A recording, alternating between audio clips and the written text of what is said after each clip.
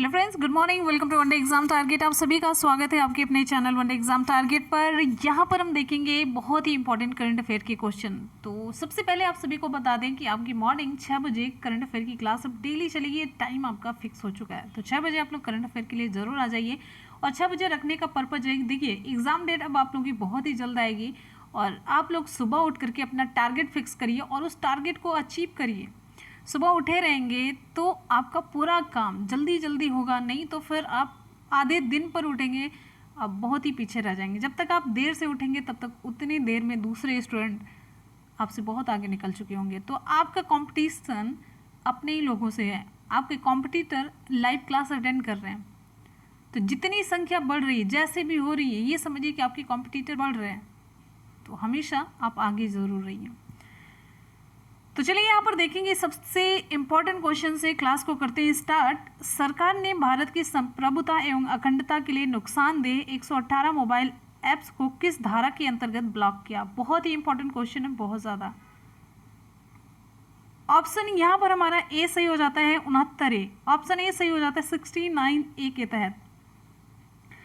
देखिए, इलेक्ट्रॉनिक्स और सूचना प्रौद्योगिकी मंत्रालय ने सूचना प्रौद्योगिकी अधिनियम की धारा 69A के अंतर्गत प्रदान की गई सूचना प्रौद्योगिकी नियम 2009 से 9 के संबंधित प्रावधानों के तहत दी गई शक्तियों का उपयोग करके 118 एप्लीकेशन को इन्होंने ब्लॉक किया है।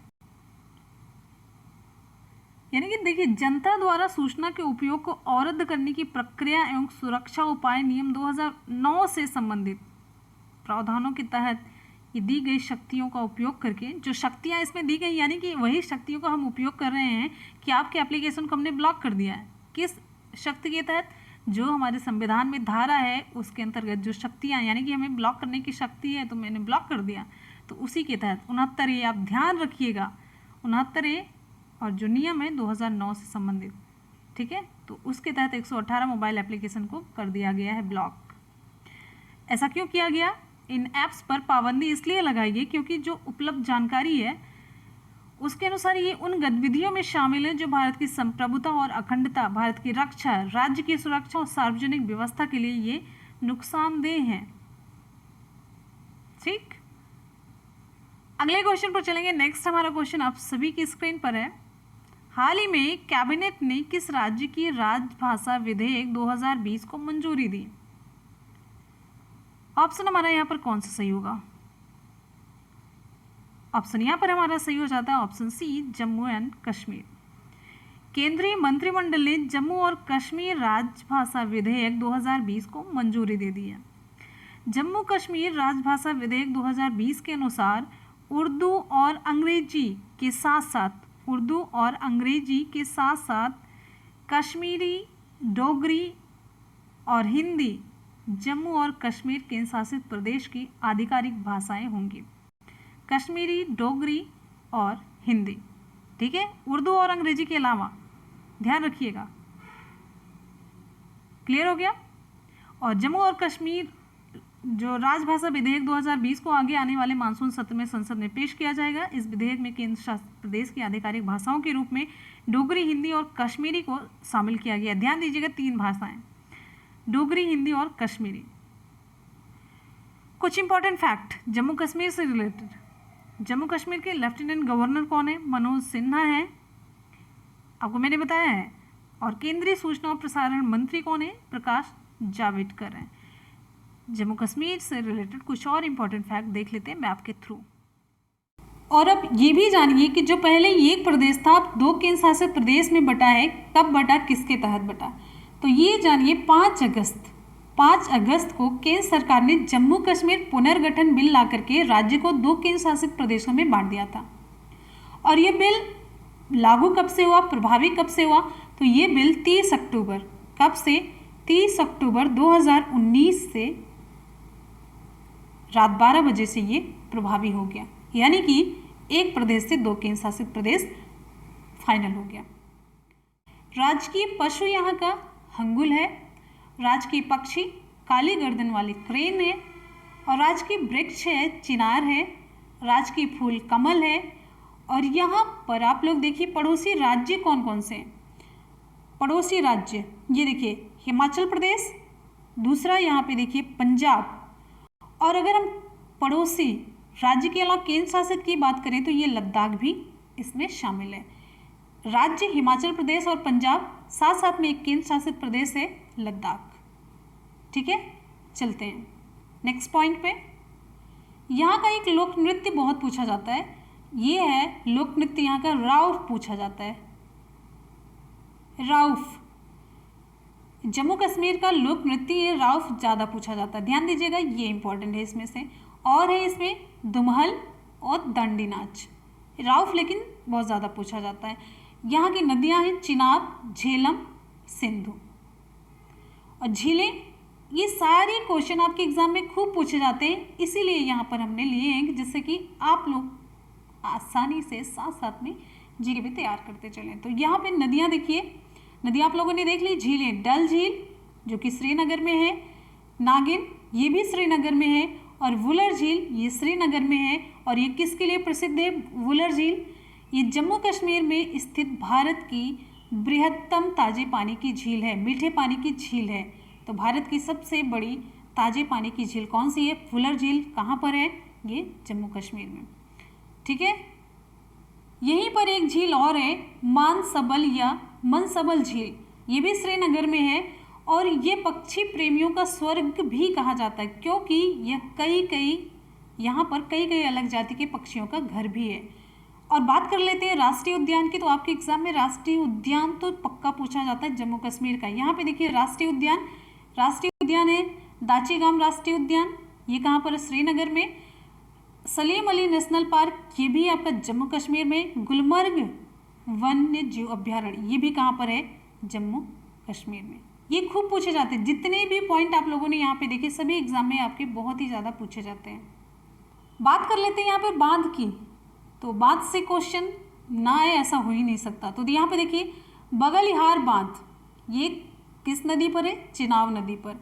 दुल्हस्ती बांध, ये भी चिनाब नदी पर है। सलाल बांध, ये भी चिनाब नदी पर। ये तीनों बांध बहुत ज़्यादा पूछे जाते हैं। और एशिया का सबसे बड़ा ट्यूलिप उद्यान, ये कहाँ पर है? ये भी जम्मू कश्मीर राज्य में ही स्थित है। क्लियर है? तो जितने भी फैक्ट आप लोग देख रहे हैं आपके दिमाग में बैठ जाना चाहिए। साथ साथ में आपका जीके इस तरीके से तैयार होगा कि आपको बिल्कुल भी नहीं पता चलेगा आपका करंट के साथ साथ जीके भी तैयार हो रहा है। अब यहीं पे अमरनाथ और वैष्णो देवी के भी मंदिर हैं, जो अमरनाथ मंदिर की यात्रा करते हैं लोग, और वैष्णो देवी, तो ये भी जम्मू कश्मीर राज्य में है। तो इतने इंपॉर्टेंट फैक्ट आपको जम्मू कश्मीर और हरियाणा से रिलेटेड तैयार होने चाहिए। उम्मीद है कि आपको पसंद आ रहा होगा। अगर वीडियो पसंद आ रहा है तो वीडियो को लाइक ज़रूर कीजिए और अपने दोस्तों में शेयर बिल्कुल भी करना ना भूलें। और अगर चैनल पे नए स्टूडेंट हैं तो चैनल को सब्सक्राइब जरूर कर लेंगे। तो चलिए अगले क्वेश्चन की तरफ हम आ जाते हैं। अगला क्वेश्चन, नेक्स्ट हमारा क्वेश्चन है, हाल ही में किस सरकार ने गंदगी भारत छोड़ो अभियान की शुरुआत की? हाल ही में किस सरकार ने गंदगी भारत छोड़ो अभियान की शुरुआत की है? तमिलनाडु, केरल, महाराष्ट्र या मध्य प्रदेश? ऑप्शन आपका यहाँ पर डी सही हो जाता है, मध्य प्रदेश सरकार ने। मध्य प्रदेश सरकार के द्वारा गंदगी भारत छोड़ो अभियान की शुरुआत की गई। ये अभियान 15 दिनों तक चलेगा। अभियान के तहत 7,178 बस्तियों में जागरूकता कार्यक्रम आयोजित किए गए और इस अभियान में मध्य प्रदेश के 378 नगरीय निकायों के लगभग 35 लाख लोगों ने हिस्सा लिया।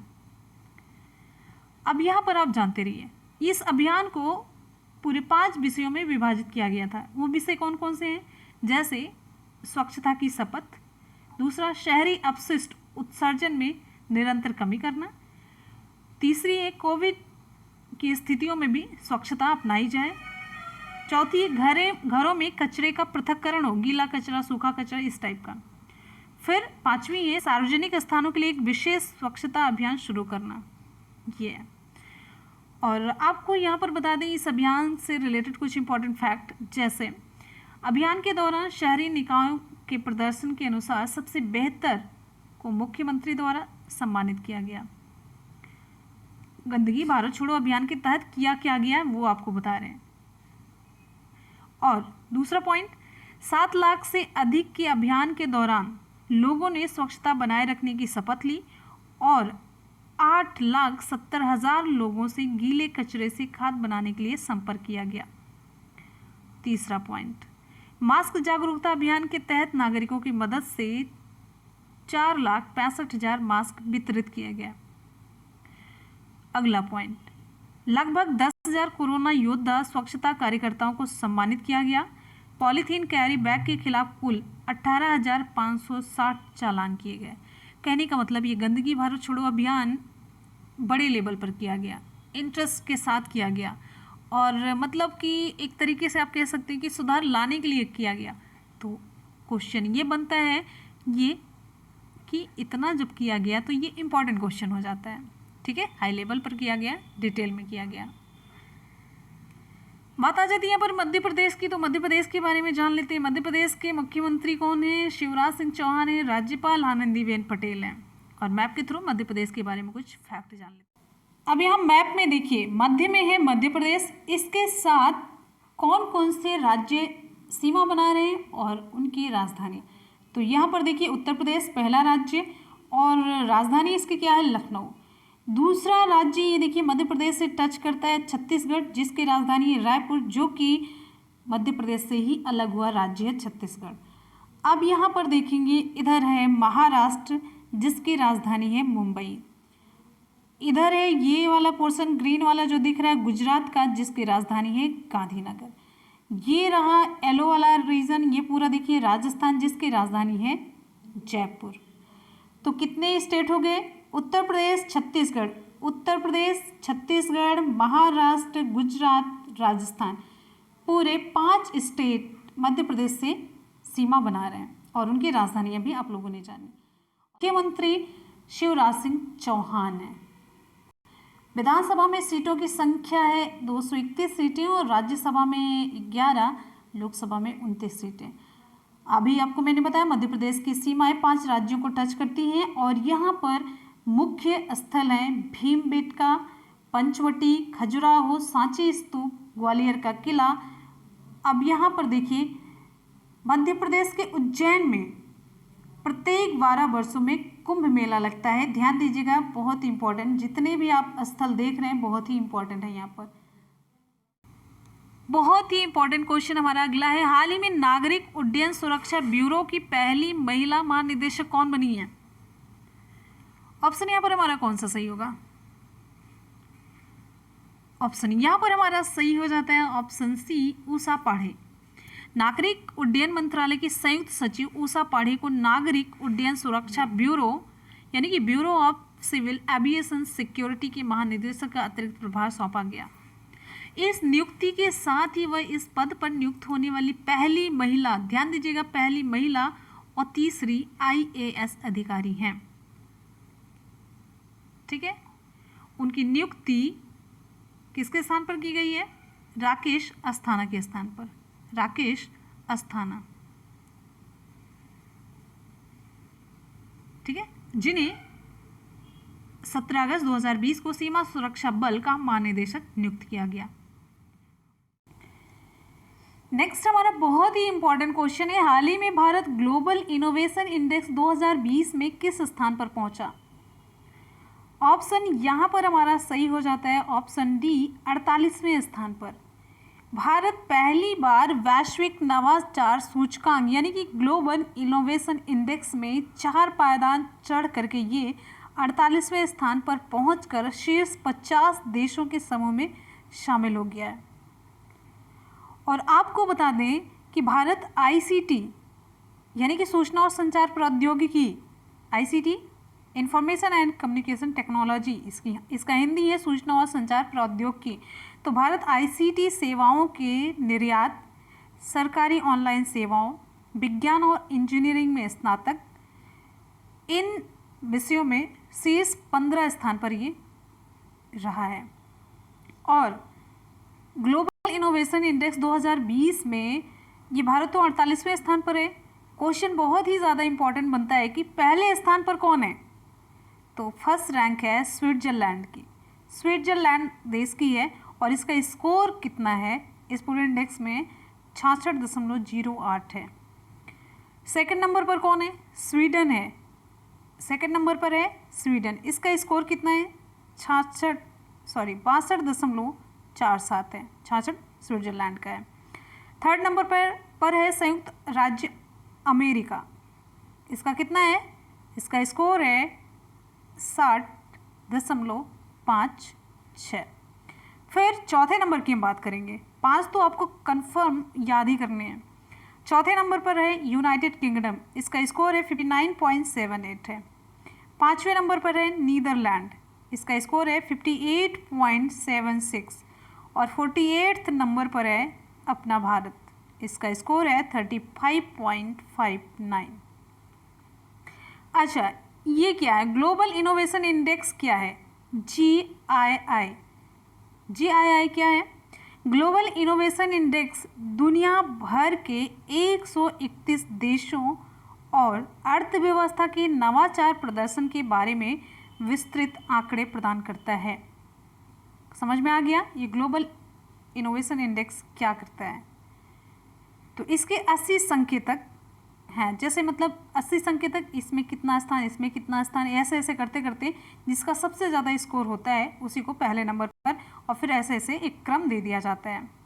ठीक है, तो बहुत ही इंपॉर्टेंट क्वेश्चन है। उम्मीद है कि आपको डिटेल में अच्छे से समझ आ गया होगा और आपके एग्जाम के लिए 100% बहुत ही ज़्यादा इंपॉर्टेंट है। क्वेश्चन डायरेक्टली पूछा भी जा सकता है।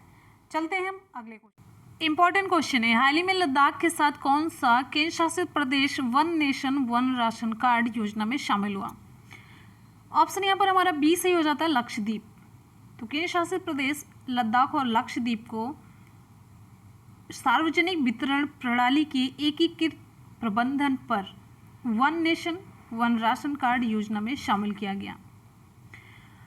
आपको बता दें, केंद्रीय उपभोक्ता मामले, खाद्य और सार्वजनिक वितरण मंत्री रामविलास पासवान ने हाल ही में योजना के कार्यान्वयन की दिशा में प्रगति की समीक्षा की और लद्दाख और लक्षद्वीप के एकीकरण को मंजूरी दी है। और यहाँ पर कुछ इंपॉर्टेंट फैक्ट जानते चलिए। लक्षद्वीप की राजधानी क्या है, लक्षद्वीप की राजधानी है कवरत्ती और लक्षद्वीप के प्रशासक कौन है, दिनेश्वर शर्मा है। लद्दाख की कैपिटल क्या है, लेह और कारगिल है। और जो लद्दाख है उसके प्रशासक का नाम आपको कमेंट सेक्शन में कमेंट करके बताना है, थोड़ा सा खोजना पड़ेगा। तो चलिए खोज करके बताइए फटाफट से कमेंट सेक्शन में। अगले क्वेश्चन बहुत ही इंपॉर्टेंट क्वेश्चन है, हाल ही में राष्ट्रीय पोषण सप्ताह 2020 कब से कब तक मनाया गया। ऑप्शन हमारा सी सही हो जाता है, 1 से 7 सितंबर के बीच। वर्ष 1982 से 1 सितंबर से 7 सितंबर तक हर साल राष्ट्रीय पोषण सप्ताह मनाया जाता है। खाने पीने के बारे में जागरूकता बढ़ाने के लिए ये मनाया जाता है और ये बड़ा ही उपयुक्त समय है खाने पीने के लिए जागरूकता बढ़ाने वाला। ये जो समय चल रहा है, जैसे आप क्या खाएं क्या ना खाएं, जैसे कि आपकी सेहत में सुधार हो, तो ये सारी चीज़ें। और आपको बता दें, राष्ट्रीय पोषण सप्ताह के कार्यक्रमों को भारत सरकार के महिला और बाल विकास मंत्रालय के अंतर्गत आने वाले खाद्य और पोषण बोर्ड द्वारा आयोजित किया जाता है, जैसे कि मानव शरीर के लिए जरूरी पोषण के महत्व और भूमिका पर लोगों को शिक्षित किया जा सके। इम्पॉर्टेंट फैक्ट, महिला और बाल विकास मंत्री कौन है, स्मृति जुबिन ईरानी है। चलते हैं हम नेक्स्ट क्वेश्चन पर। हमारा अगला क्वेश्चन आप सभी की स्क्रीन पर है, हाल ही में मंत्रिमंडल नियुक्ति समिति द्वारा किसको रेलवे बोर्ड का CEO नियुक्त करने को मंजूरी दी गई। रेलवे बोर्ड का CEO, ऑप्शन यहाँ पर हमारा कौन सा सही हो जाता है, ऑप्शन यहाँ पर हमारा सही हो जाता है VK यादव। ऑप्शन ए सही हो जाता है विनोद कुमार यादव। मंत्रिमंडल की नियुक्ति समिति ने रेलवे बोर्ड के वर्तमान चेयरमैन विनोद कुमार यादव को रेलवे बोर्ड का मुख्य कार्यकारी अधिकारी नियुक्त करने की मंजूरी दे दी है। ठीक है, चलिए आपको कुछ इंपॉर्टेंट फैक्ट भी बता देते हैं। केंद्रीय रेल मंत्री कौन है, पीयूष गोयल हैं।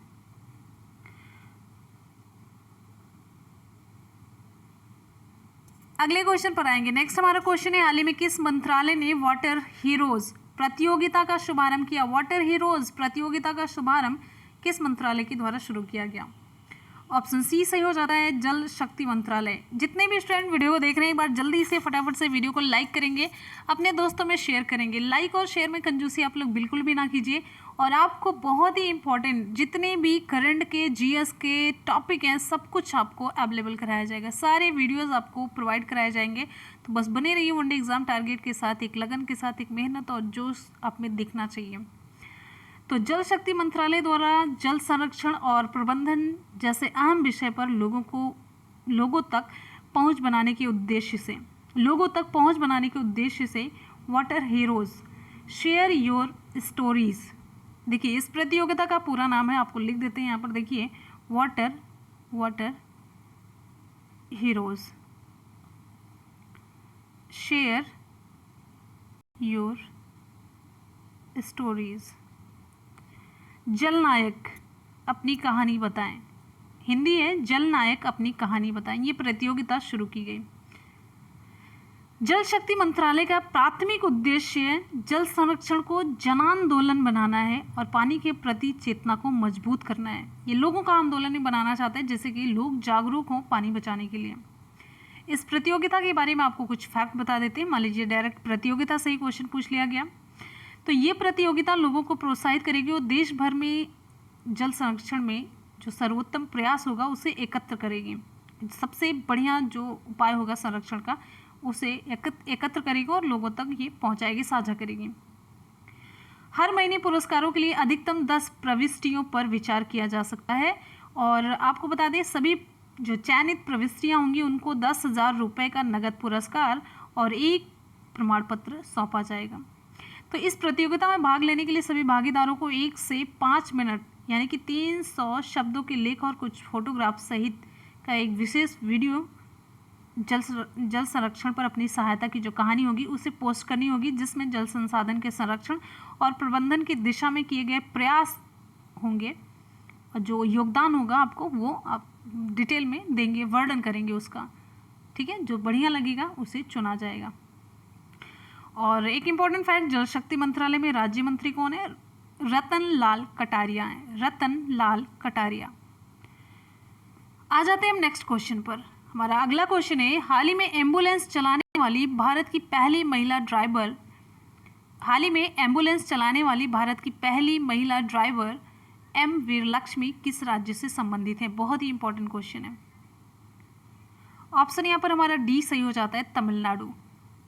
तमिलनाडु में मुख्यमंत्री पलानीस्वामी द्वारा एक नई पहल के तहत भारत की पहली महिला एम्बुलेंस ड्राइवर के रूप में एम वीरलक्ष्मी को नियुक्त किया गया। बहुत ही अच्छी सी न्यूज है और कुछ ऐसी न्यूज होती है जो बड़ी पॉजिटिव सी लगती है, तो उसमें एक है एम वीरलक्ष्मी को नियुक्त किया गया। एम वीरलक्ष्मी को हाल ही में लॉन्च की गई 108 एम्बुलेंस के ड्राइवर के रूप में नियुक्त किया गया है। राज्य है तमिलनाडु, ध्यान दीजिएगा। तमिलनाडु सरकार के अनुसार यह देश में इस तरह का पहला उदाहरण होगा। पलानीस्वामी ने 24 मार्च को घोषणा की थी कि राज्य में 108 एम्बुलेंस की आपातकालीन सेवाओं को मजबूत बनाने के लिए लगभग 125 करोड़ रुपए की लागत से 500 नई एम्बुलेंस राज्य को समर्पित की जाएगी। तो बहुत ही इंपॉर्टेंट सी और बड़ी अच्छी सी न्यूज है, ध्यान दीजिएगा। इंपॉर्टेंट क्वेश्चन भी है। आते हैं हम अगले क्वेश्चन पर। नेक्स्ट हमारा क्वेश्चन कौन सा है? हाल ही में पंजाब और सिंध बैंक के नए एमडी और सीईओ कौन बने हैं? ऑप्शन यहाँ पर हमारा सी सही हो जाता है, एस कृष्णन। तो कैबिनेट की नियुक्ति समिति ने एस कृष्णन को पंजाब और सिंध बैंक का प्रबंध निदेशक और मुख्य कार्यकारी अधिकारी नियुक्त करने को मंजूरी दे दी है। ये किसकी जगह पर नियुक्त होंगे? एस हरिशंकर की जगह पर इनकी नियुक्ति होगी। और यहाँ पर इंपॉर्टेंट फैक्ट आप जानते चलिए, पंजाब और सिंध बैंक के गैर कार्यकारी अध्यक्ष कौन है? डॉक्टर चरण सिंह हैं। पंजाब और सिंध बैंक का हेडक्वार्टर कहाँ पर है? न्यू दिल्ली में। नई और न्यू एक साथ बोलने पे नी आ गया तो न्यू दिल्ली हो गया। और पंजाब और सिंध बैंक की टैगलाइन क्या है? तो टैगलाइन है, where service is a way of life. Where service is a way of life. ठीक, ये है इसकी टैगलाइन। तो फ्रेंड्स यहाँ पर आज के करंट अफेयर के क्वेश्चन हो जाते हैं कंप्लीट। कर लेते हैं एक बार जल्दी से फटाफट से सुपरफास्ट रिवीजन। क्वेश्चन है, सरकार ने भारत की संप्रभुता एवं अखंडता के लिए नुकसानदेह 118 मोबाइल ऐप्स को किस धारा के अंतर्गत ब्लॉक किया? ऑप्शन ए हमारा सही होता है, 69 ए। नेक्स्ट क्वेश्चन है, हाल ही में कैबिनेट ने किस राज्य की राजभाषा विधेयक 2020 को मंजूरी दी है? ऑप्शन यहाँ पर हमारा सही हो जाता है, option C Jammu Kashmir. Next question है, हाल ही में किस सरकार ने गंदगी भारत छोड़ो अभियान की शुरुआत की? ऑप्शन डी सही हो जाता है, मध्य प्रदेश सरकार ने। हाल ही में नागरिक उड्डयन सुरक्षा ब्यूरो की पहली महिला निदेशक कौन बनी है? ऑप्शन सी सही हो जाता है, उषा पाढ़े। नेक्स्ट हमारा क्वेश्चन है, हाल ही में भारत ग्लोबल इनोवेशन इंडेक्स 2020 में किस स्थान पर पहुंचा है? विकल्प डी सही हो जाता है, 48वें स्थान पर। क्वेश्चन है, हाल ही में लद्दाख के साथ कौन सा केंद्र शासित प्रदेश one nation one ration card योजना में शामिल हुआ? ऑप्शन यहाँ पर हमारा बी सही हो जाता है, लक्षद्वीप। अगला है, हाल ही में राष्ट्रीय पोषण सप्ताह 2020 कब से कब तक मनाया गया? ऑप्शन सी सही होता है, 1 से 7 सितंबर के बीच। नेक्स्ट है, मंत्रिमंडल नियुक्ति समिति द्वारा किसको रेलवे बोर्ड का सीईओ नियुक्त करने को मंजूरी दे दी गई है? ऑप्शन हमारा ए सही हो जाता है, वीके यादव को। नेक्स्ट क्वेश्चन है, हाल ही में किस मंत्रालय ने वाटर हीरोज प्रतियोगिता का शुभारंभ किया? ऑप्शन सी सही हो जाता है, जल शक्ति मंत्रालय। वाटर हीरोज प्रतियोगिता का शुभारंभ जल शक्ति मंत्रालय के द्वारा किया गया और इसका पूरा नाम है water heroes share your stories, ध्यान दीजिएगा। क्वेश्चन है, हाल ही में एम्बुलेंस चलाने वाली भारत की पहली महिला ड्राइवर एम वीर लक्ष्मी किस राज्य से संबंधित है? ऑप्शन डी सही हो जाता है, तमिलनाडु। अगला हमारा क्वेश्चन, हाल ही में पंजाब और सिंध बैंक के नए एमडी और सीईओ कौन बने हैं? तो विकल्प यहाँ पर आपका सी सही हो जाता है, एस कृष्णन होगा, एस कृष्णन। तो यहाँ पर आज के क्वेश्चन का सुपरफास्ट रिवीजन भी हो जाता है कंप्लीट। करेंगे कल के क्वेश्चन का सुपरफास्ट रिवीजन।